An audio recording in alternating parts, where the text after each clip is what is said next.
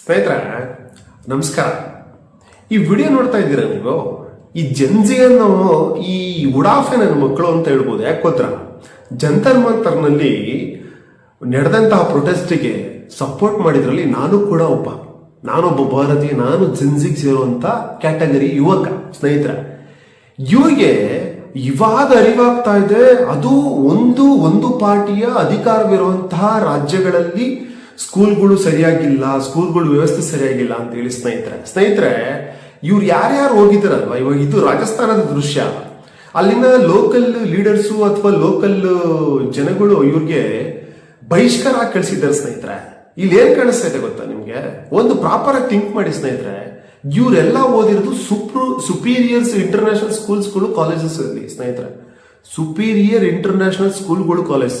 ಸ್ನೇಹಿತರೆ, ಇವರ ಮುಂದಾಳತ್ವ ವಹಿಸಿರುವಂತಹ ವ್ಯಕ್ತಿ ಓದಿರುವಂತದ್ದು ಫಾರಿನ್ ಅಲ್ಲಿ. ಸ್ನೇಹಿತರೆ, ಯಾಕೆ ಇವ್ರಿಗೆ ಅಟ್ಲೀಸ್ಟ್ ಮಿನಿಮಮ್ PUC ಓದಂತ ಕಾಲದಲ್ಲಿ ಇವ್ರಿಗೆ ಇದೆಲ್ಲ ನೆನಪಿ ಬಂದಿರಲಿಲ್ಲ.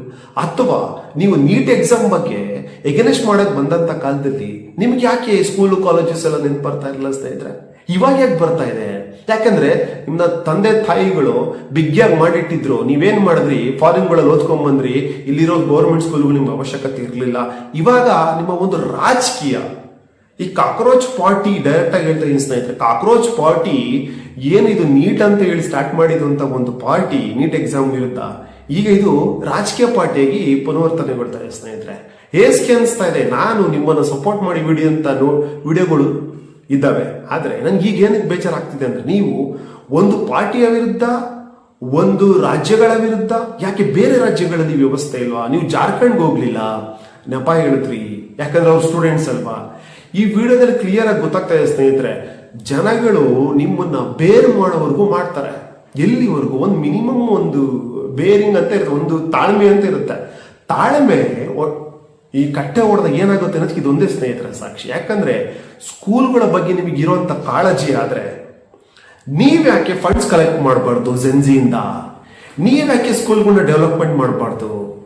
ಯಾಕಾಗಲ್ಲ ನಿಮ್ಗೆ? ಇದರಿಂದ ಏನಾಗ್ತಿದೆ ಪ್ರಯತ್ನ ನಿಮ್ಗೆ ಮಾಡಕ್ಕೆ? ಪ್ರಾಬ್ಲಮ್ ಏನಾಗ್ತಾ ಇದೆ?